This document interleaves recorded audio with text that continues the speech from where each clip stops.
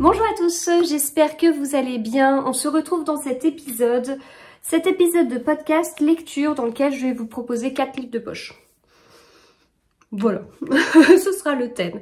Alors, dans ces livres de poche, on a 2 polars nordiques. Bah ouais, écoutez, j'en ai encore beaucoup dont j'aimerais vous parler. Donc voilà, 2 polars nordiques, un thriller psychologique et alors de la littérature contemporaine qui n'a rien à voir, même si... Ce que j'aime dans les polars, j'arrive à le retrouver dans certains livres de littérature contemporaine et c'est le cas ici. Du rythme, un secret et à la fin un dénouement. Voilà. Ce qui tient en haleine en fait. Voilà, bah écoutez, c'est parti. Alors, les livres dont je vais vous parler, ils sont là. Hop. Alors, polar nordique, on part en Suède. Polar islandais. Thriller psychologique de Shari Lapna. C'était mon premier. Je pense que je devrais avoir honte de dire que c'est mon premier. Et voilà, ça m'a titillé durant cet été. Je sais plus pourquoi. J'ai dû voir passer un post sur Instagram. Mais si, c'est ça. J'ai vu passer un post sur Instagram. Quelqu'un qui disait, oh voilà, trop bien, Shari Lapna. Et j'ai dit, ah mince. J'en ai dans ma palle et je les ai pas lus. Ça m'a titillé et voilà. Et puis, un petit livre de Lorraine Fouché. Voilà, ça dénote parce que...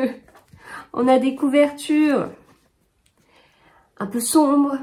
Et puis, on a une vraie couverture estivale avec poste restante à Locmaria. En plus, je vous en parlerai un petit peu, mais enfin, je vous parlerai du livre, bien sûr. Mais il est en lien avec mes vacances, voilà, avec ma vie, notamment pendant les vacances d'été. Voilà, et bien c'est parti. Je commence avec L'ombre de la baleine de Camilla Grébeux, chez Livre de Poche. Alors, il s'agit d'un 3e tome. Les 2 tomes précédents, ils sont derrière moi ou pas? Les 2 tomes précédents, oui, si je peux les trouver. Hop, ils sont là. Alors, ça c'est le premier, Un cri sous la glace. Ça c'est le second, Le journal de ma disparition. Et il y a le 4e qui est L'archipel des larmes. Le 5e, L'horizon de la nuit. Ouais, j'espère ne pas me tromper. Alors, j'avais lu ces 2-là il y a un moment. Celui-ci, je me rappelle très bien. Ah, glaçant, comme son nom l'indique. Glaçant. Des scènes de crime qui sont bien détaillées. Une bonne dose de sang. Voilà, mais j'avais bien aimé, vraiment j'avais bien aimé, voilà, comme je vous dis, ça fait un petit moment, je me demande si j'avais pas un peu repris les polars nordiques, est-ce que j'ai lu ça avant les Ragnar Jonasson, peut-être bien, hein, peut-être bien, mais bon, voilà, j'avais bien aimé et tout, donc voilà, et puis j'avais lu celui-ci, et alors bizarrement, j'étais un peu moins dedans, je pense que c'est lié vraiment à la période où je l'avais lu, puisque je pense que je le lirai maintenant, je le dévorerai. Et à un moment donné, la lecture était un peu difficile. Je l'avais passé en audio. Et tout ça, j'ai dû vous le dire en vidéo il y a un petit moment. J'avais passé en audio et hop, j'ai trouvé que ça avait redynamisé le truc parce que pour le coup, la lectrice, elle mettait du suspense etc. Où en fait, je le mettais pas forcément et voilà. Mais voilà, c'était une période un peu compliquée. J'avais une rage dedans sans explication et donc voilà, ça peut tout à fait être lié à mon état, ce qui fait que j'avais les tomes 3 et 4 dans ma palle, on peut même dire les tomes 3, 4, 5 et puis j'ai même le dernier qui est L'énigme de la Stuga et donc j'avais laissé un peu traîner et puis bon voilà, avec le challenge polar nordique, je me suis dit je les ai dans ma palle. Ce serait bien, quand même, que j'en lise au moins un. Donc j'ai repris avec L'ombre de la baleine. Bon, je veux pas dire que j'étais pas... je savais pas je savais pas si ça allait le faire. Et alors, extrêmement bien. Si bien que je pense que je suis passée vraiment à côté du 2 par rapport à moi. Si j'avais lu le 2 là, j'aurais adoré. Dingue. Et là maintenant, je vous parle, Je vous parle du tome 3, je vous parle de ce retour à Camille Agrébeux. En réalité, depuis, j'ai lu le tome, le tome 3, mais le tome 4 et 5. Voilà. Donc, je pense que Camille Agrébeux devient une de mes autrices de polar nordique préférées. Dingue. C'est une série. Et je vous conseille de les lire dans l'ordre. J'avais beaucoup de questions sur le tome 5. Je vous en parlerai plus tard, mais parce que je savais pas, etc. Si ça se suivait, oui. En fait, c'est une série, mais c'est pas une série où l'autrice reprend le même format et fait un copier-coller. Non. L'autrice, elle évolue. Elle fait évoluer ses personnages. Elle va en mettre un en avant et après un autre. Ce qui fait que j'aurais du mal à vous dire « Oh, c'est la série des personnages, blablabla. Bla, bla, bla. » Non. On peut pas dire « Tiens, c'est la série Charcot et Henbel comme Tillier. Tiens, c'est la série Servaz. » Non. Là, il y a tellement de personnages, ils évoluent et puis voilà, enfin... L'autrice, elle y va parfois assez fort, donc on sait que les personnages, on peut s'y attacher, mais on sait que ça peut être compliqué pour eux. Et on les voit évoluer, on les voit, on fait connaissance d'eux au fur et à mesure. Donc il y a ce fil rouge qui est important, il faut les lire dans l'ordre, parce que voilà, il y a ce truc-là. Mais comme je vous dis, à un moment donné, ça va être un qui va être mis en avant, puis à un moment donné un autre... Et puis les constructions vont être très différentes en fait. Dans le... Bon, je suis pas là pour vous parler du tome 5, mais c'est celui qui a une construction peut-être la plus particulière. Mais en tout cas, ça va me faire penser un petit peu à Bernard Minier, dans le sens où Bernard Minier, pour chaque tome de Servaz, il se renouvelle totalement. Comme s'il écrivait un nouveau livre, sauf que un nouveau polar, voilà, il repart à zéro. Sauf que l'enquêteur, à chaque fois, c'est Servaz. Donc bon, il repart pas à zéro, parce que Servaz, il arrive avec son passé qu'on a vu précédemment et compagnie. Mais il peut très bien avoir des constructions totalement différentes. Il peut très bien dire, tiens, ce coup-ci, on va voir Servaz quand il était plus jeune, et on suit Servaz quand il était plus jeune. Puis à un autre moment, on fait la connaissance de plein de personnages, puis Servaz, il arrive très tard. Et puis voilà, ça peut être à un moment donné, Servaz, il a été trop loin, il est un peu mis à l'écart. Et puis à un moment donné, il est malade. Et à un moment donné, enfin voilà, il se passe plein de trucs en fait. Et tout ça, c'est des constructions différentes. Là, c'est totalement le cas. Mais Camille Agrébeux, elle va encore plus loin, vraiment plus loin. Peut-être qu'on peut se dire que ce sont des livres qui peuvent se lire indépendamment, mais comme il y a un historique, c'est hyper intéressant. En fait, si vous lisez le tome 3, il va vous spoiler des choses des tomes précédents. C'est dommage. C'est quand même dommage. Donc, que vous dire, très bon roman policier, très bon polar nordique, âme sensible, s'abstenir, elle va loin. Bon, c'était déjà le cas avec le tout premier, hein, là, Un cri sous la glace. Si vous avez passé cette étape-là, c'est bon, vous pouvez continuer. Si là, vous bloquez parce que c'est trop sanglant. Alors, c'est pas que les scènes, elles sont pas systématiquement sanglantes. C'est ce dont je me souviens du tome 1. Mais par la suite, il peut y avoir vraiment d'autres choses, en fait. Ça peut être dérangeant, mais pas par du sang, par des côtés malsains, voilà. Dans ce livre, on va parler de choses assez compliquées, notamment un accident domestique. Et on commence comme ça, par un accident domestique avec un enfant en bas âge. Ça fait froid dans le dos, vraiment. Voilà, ça commence très très fort. Et puis, c'est un accident domestique, mais qui va pas être du tout l'enquête principale. Hein, mais voilà, ça montre que déjà ce qui gravite autour, c'est déjà beaucoup. On va vraiment alterner les personnages, les intrigues, etc. Là, on va suivre un jeune qui tourne un peu mal. Hein. Pour ne rien vous cacher, on va suivre ce jeune qui tourne un peu mal, on va suivre la maman, on va suivre les enquêteurs qui ont bien à faire avec leur propre vie, en plus d'une enquête, parce qu'en fait, voilà, ce jeune qui tourne mal, à un moment donné, il disparaît, et en même temps, il doit de l'argent, donc ça inquiète certains. Enfin, il disparaît, mais pas pour nous, hein. Enfin, nous, on continue à le suivre, enfin, bon... voilà, il y a plein de choses. Il y a des côtés, c'est rythmé, les chapitres sont courts, on alterne, etc. Et il y a des moments pesants. Il y a vraiment des moments pesants. Il y a des moments, donc presque, où malgré ces chapitres courts, le rythme ralentit un peu.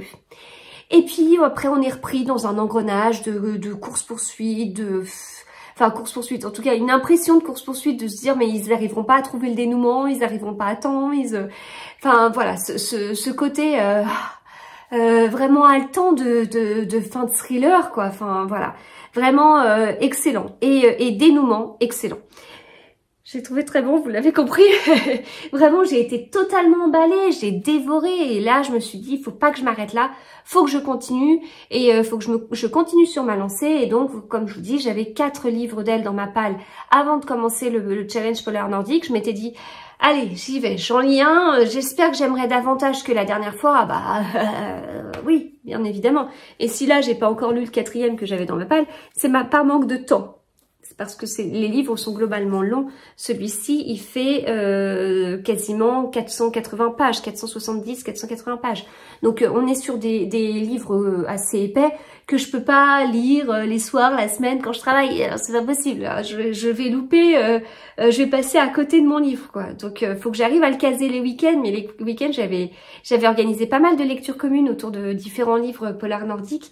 Et caser 2 pavés un week-end, faut y aller. Compliqué. Donc voilà, c'est juste une histoire de temps, mais j'ai qu'une seule envie, c'est continuer. Je deviens totalement fan, totalement fan. Là, si je devais vous dire 2 autrices de polar nordique, vraiment, je dirais, enfin, dans la veine de Camilla Läckberg, je dirais Camilla Grebe et Eva Björk Eigisdottir. Dans la veine de Camilla Läckberg, dans le sens où Eva Björk Eigisdottir, c'est assez proche de Camilla Läckberg, mais Camilla Grebe est également suédoise comme Camilla Läckberg. On n'est pas sur le même style, mais c'est 2 autrices où je suis addict en fait. Alors après, j'en ai découvert d'autres comme Anne Mette Hancock et tout ça que j'adore, mais il y en a que 2 pour l'instant. Puis après, il y a eu beaucoup d'auteurs masculins. Mais là, Camilla Grebe, je vous dis, je deviens fan, quoi. Puis j'ai entendu tellement de bien sur le tout dernier. Et c'est pas clair sur le fait que c'est une série. Donc, je veux lire là son 6e pour voir si oui ou non je retrouve des personnages. Parce que quand j'écoute les gens, on me dit non, il y a 4 tomes, le 5 n'en fait pas partie. Ah bah si, pour moi, le 5, pour l'avoir lu, il fait totalement partie de la série. Donc, ne trouvant l'information nulle part, dans le doute, je les lis dans l'ordre de parution. Pour l'instant, j'ai bien fait, vraiment.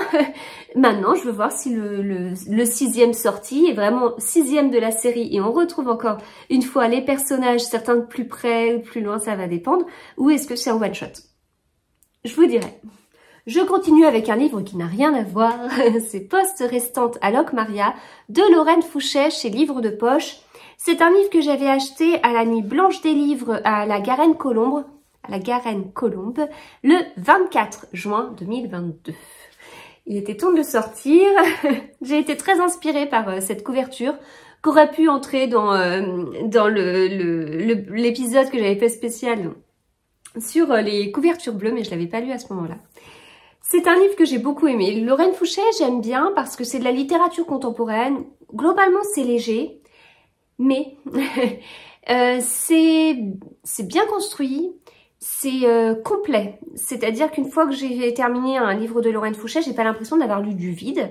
En même temps, je pourrais pas vous dire un auteur où j'ai l'impression d'avoir lu du vide, mais je trouve que par rapport à des livres, par rapport au style de la couverture, c'est bien complet, quoi. Enfin, un style comme ça, enfin un livre comme ça, ça pourrait être un peu un style de romance et compagnie, mais non, là, enfin c'est pas ça. Avec Lorraine Fouchet, je trouve que oui, j'ai pas d'autre terme que bien complet. C'est étoffé, il y a de la matière, voilà. C'est pas juste un petit livre écrit vite fait et qu'on lit vite fait, et voilà. Non, il y a plus que ça.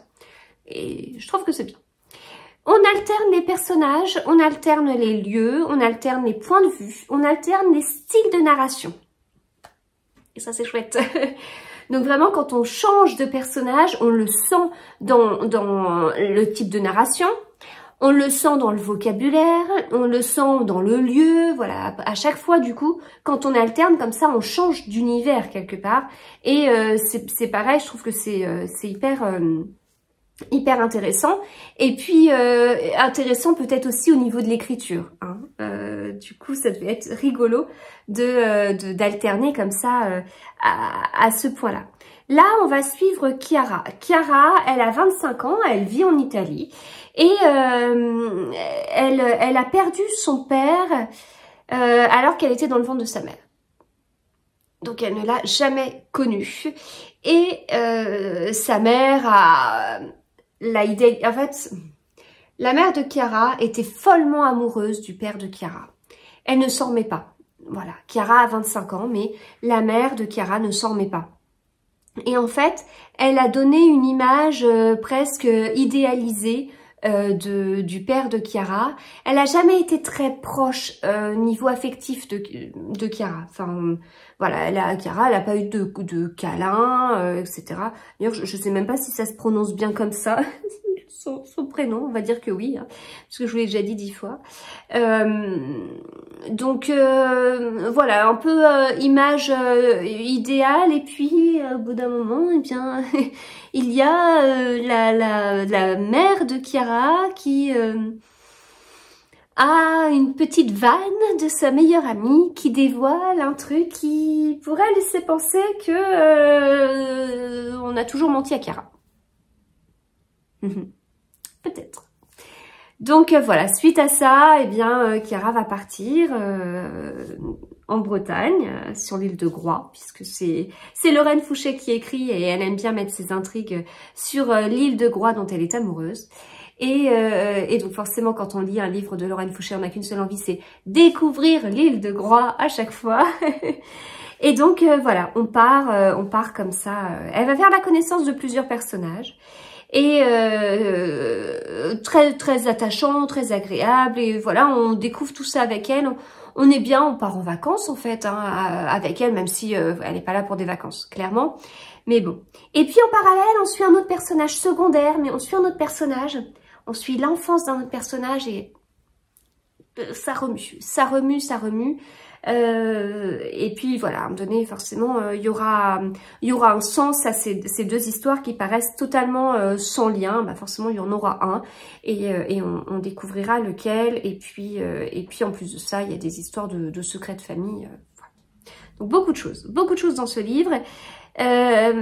Donc émouvant, il remue parce que voilà, beaucoup de choses difficiles pour des enfants, de l'injustice, mais vraiment des choses horribles, enfin très très difficiles. C'est pas mon livre préféré de l'autrice, c'est le 4e que je lis. J'avais lu le tout premier que j'avais lu, c'était Entre ciel et loup, en l'occurrence je l'avais même écouté en audio, et il était excellent. Il est excellent, et c'est là où j'avais été surprise par le contenu en fait, par la richesse, et où je m'étais dit bah mince, je m'attendais à un truc tout léger, écrit vite fait. Enfin, c'est hyper péjoratif ce que je vous dis, mais surtout que j'aime ce style de livre en fait. Il y a des livres comme ça, de littérature contemporaine, que j'aime bien. Ok, on sait qu'on va passer 2-3 heures sur le livre et qu'on l'aura terminé, mais j'aime bien. Mais là, c'est quand même étoffé, quoi. Enfin, chez Lorraine Fouché, ça paraît plus travaillé. Et puis, autre point que j'ai aimé, c'est que on est en Italie au début du livre, et il y a des choses en Bretagne, et il y a des choses dans les Yvelines. Et de mon côté, j'habite dans les Yvelines, et les étés, ce qu'on aime bien faire, c'est partir quelques jours en Bretagne, et passer un peu plus de temps en Italie. Voilà, donc ces 3 lieux, ce sont les 3 lieux de mes vacances, en fait. Donc voilà, je ne pouvais qu'aimer. Poste restante à Locmaria de Lorraine Fouché. Ensuite, nous passons à un polar islandais, un polar islandais mais noir. Arnaldur Indridason, c'est pas un auteur, c'est un auteur de romance, c'est pas un auteur de choses gays, c'est noir. Voilà, c'est noir, c'est sombre. Si vous n'avez pas trop le moral et que vous lisez un livre d'Arnaldur Indridason, il risque de vous plomber un peu le truc. Et en même temps, donc c'est pour ça que c'est pas mon auteur préféré de polar nordique et que c'est pas mon auteur préféré de polar islandais. Voilà, moi je suis 100% Ragnar Jonasson, enfin je vais vous dire 100%, ça va pas marcher, mais j'adore Ragnar Jonasson, j'adore Eva Björk Ægisdottir. Pour moi, Arnaldur Indridason, il est... Alors, j'apprécie moins, j'allais dire un cran en dessous, mais c'est selon mes propres critères, j'apprécie moins. Pas parce que ce ne sont pas des bons polars, pas du tout. Ils sont excellents, avec des bons dénouements et tout ça, mais c'est cette noirceur en fait, vraiment cette noirceur, ce côté sombre de l'Islande que j'ai pas envie de connaître. Mais c'est bien que je le sache, enfin il y a un moment donné, je suis pas une petite fille à qui il faut cacher la vérité, mais voilà, il y a des choses avec Arnaldur Indridason, on est en plein dans la drogue, l'alcool, la prostitution, parce que le personnage principal de cette série-là, Erlendur, eh bien, ses enfants sont plongés dedans. Voilà. Et on les voit tout le temps, ces enfants. Il y a toujours des inquiétudes autour de ces enfants. Donc, voilà, vraiment, ce côté sombre peut être... peut titiller, peut mettre mal à l'aise. Ça a un côté un peu malsain, quoi. Enfin, voilà. Mais côté polar, ça tient totalement la route, mais largement. En plus, je vous dis ça, enfin pour beaucoup, Arnaldur Indridason est le maître du polar islandais, c'est lui qui a commencé. Enfin, c'est bien avant Ragnar Jonasson et Eva Björk Ægisdottir, à une période où l'auteur le dit lui-même, à une période où, eh bien, les Islandais n'étaient pas prêts à lire des polars, surtout dans un pays où il n'y a pas autant de crimes que ça.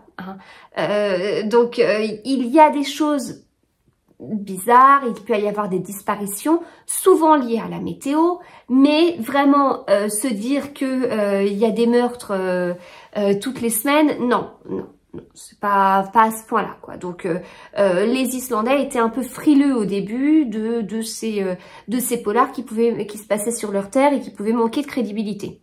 Puis après, il y a Ragnar Jonasson et Eva Björk Ægisdottir qui sont arrivés et qui ont dit on s'en fout, la route a été tracée, j'y vais. J'exagère, mais c'est un petit peu comme ça qu'Arnaldur Indridason décrit un peu les choses. Donc c'est peut-être pour ça que lui raconte peut-être va peut-être nous décrire une Islande un peu plus proche de la réalité, peut-être. Après, voilà. Il n'y a rien de mieux que d'aller sur place pour découvrir les choses, mais...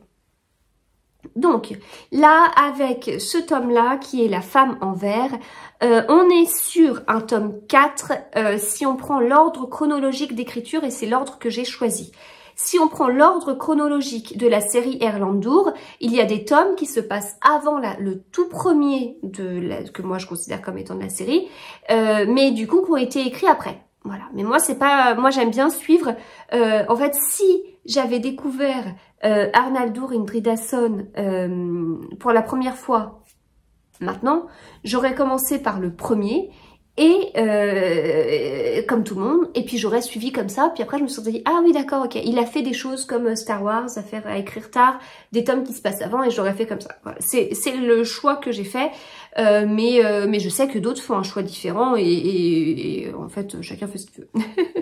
Enfin, le tout c'est de bien prendre les choses dans l'ordre dans lequel on le souhaite. Voilà. Et je vous conseille de les lire dans l'ordre, en tout cas, au moins dans un ordre soit d'écriture, soit chronologique d'écriture, soit chronologique des faits, parce qu'il y a des choses après qui sont dévoilées, et voilà. Polar islandais, alors j'ai trouvé la première moitié un petit peu lente, je dois avouer que j'étais pas totalement dedans, j'ai eu l'excellente bonne idée de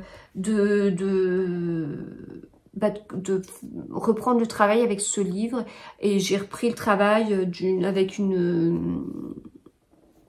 pas comme je pensais. Voilà.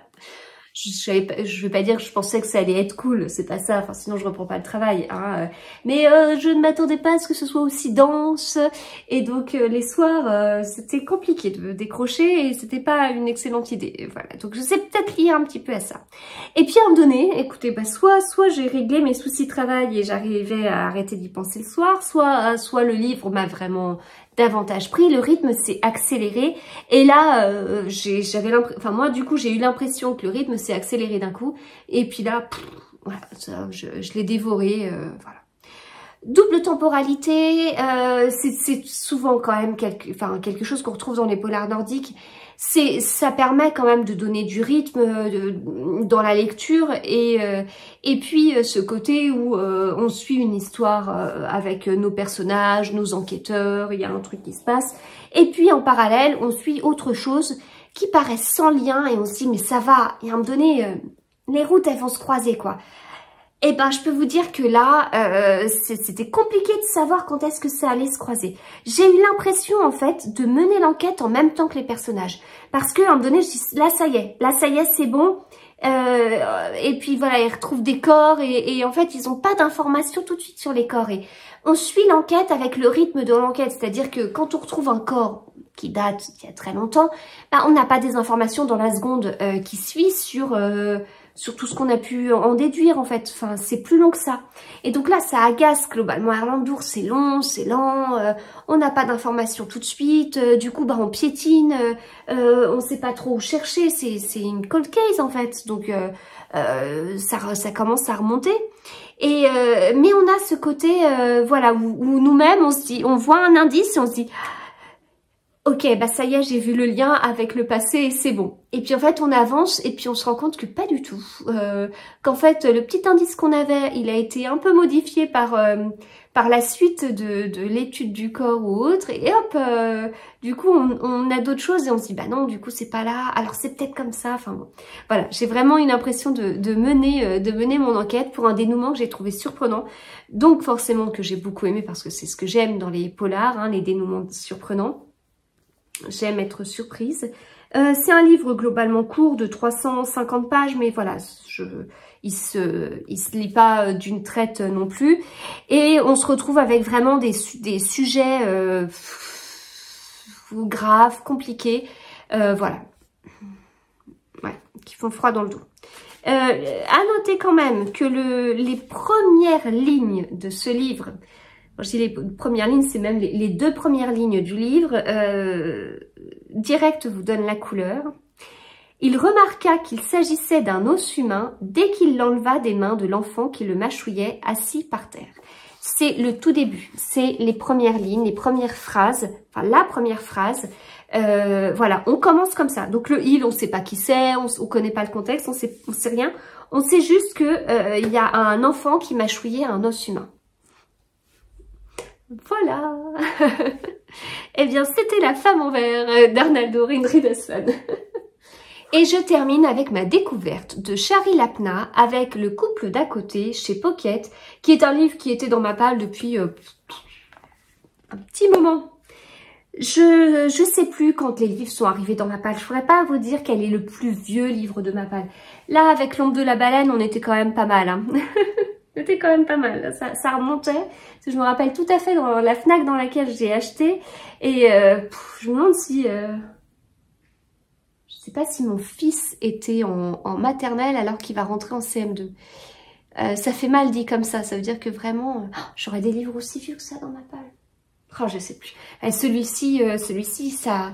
Non, alors celui-ci, ça... je pense que ça date du confinement. Mais en fait, non, j'en suis pas sûre. Je me demande si c'était pas plus tôt que ça. Je sais plus. Je ne sais plus. Ça m'attirait, je m'étais fait une idée sur ce livre, mon idée était fausse. Je n'ai rien lu de la 4e de couverture. Si, j'avais lu la 4e en diagonale. Si, je l'avais déjà lu. Pas récemment, mais parce que des fois le livre me titillait, je me disais ah ça raconte quoi déjà, oui voilà, et puis je l'avais reposé. Donc si, et je m'étais fait une idée avec le titre, la couverture et la 4e de couverture. Le couple d'à côté, je m'attendais à du style Liane Moriarty en fait. Je sais pas pourquoi. Bah si, enfin la couverture elle fait un peu Desperate Housewives et les couvertures de Liane Moriarty, pareil, elle ressemble à la série Desperate Housewives. Donc si, ça doit être un peu lié à ça. Donc Shari Lapna est canadienne, elle a été avocate avant de devenir prof d'anglais puis de se consacrer à l'écriture. Alors, L'histoire, c'est un couple qui est invité pour manger un soir chez un autre couple. Ils ont un bébé et en fait, ils devaient laisser leur bébé à une babysitter. Sauf que la babysitter, au dernier moment, elle a annulé.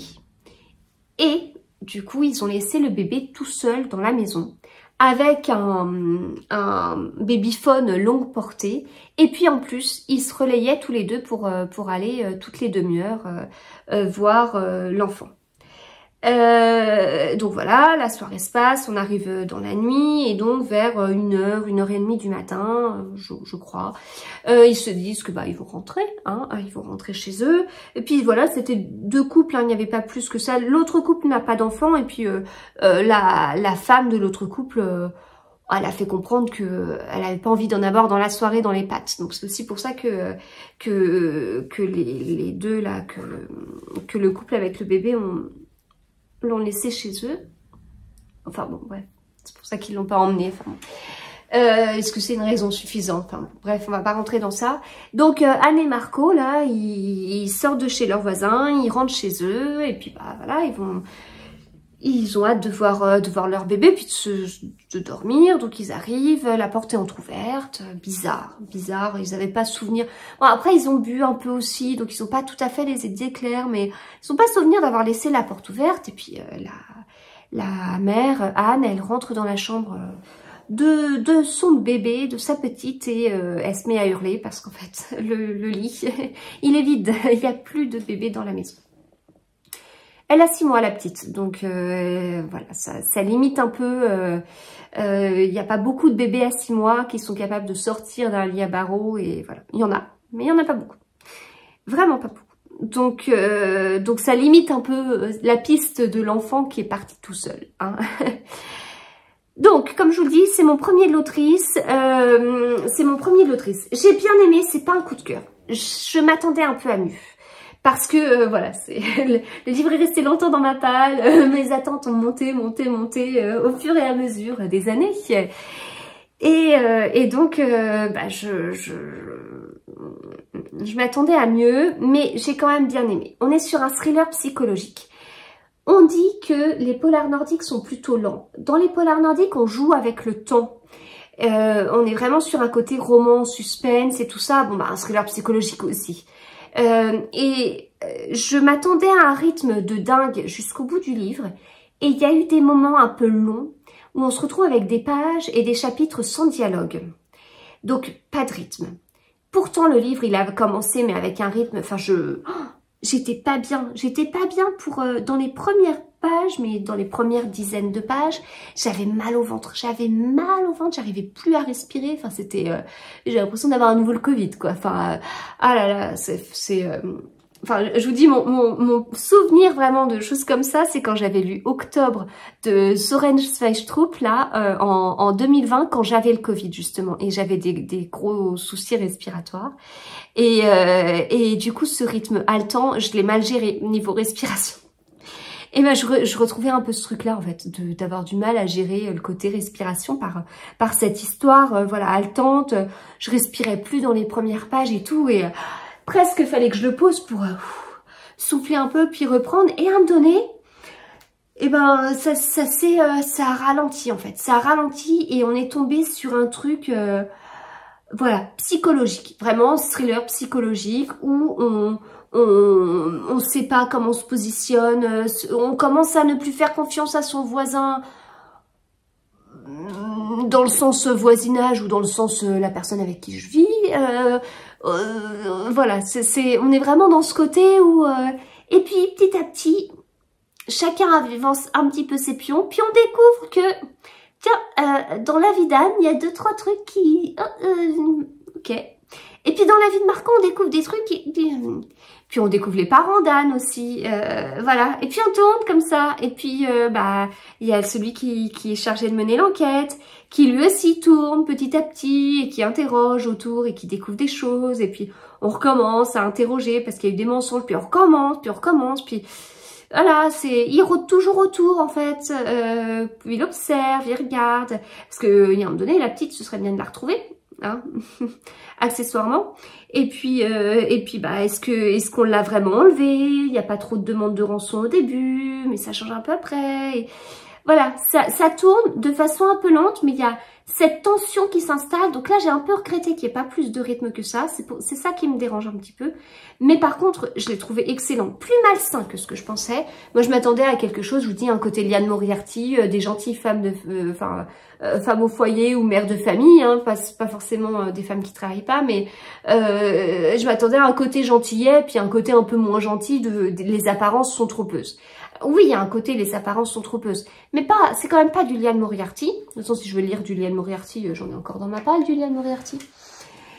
D'ailleurs, ce serait bien que je le sorte parce que ça me tente bien là, maintenant que je vous en parle. J'en ai, je sais plus, j'en ai plusieurs, je les vois pas d'ici. Mais bon, bref. Donc voilà, vraiment bien.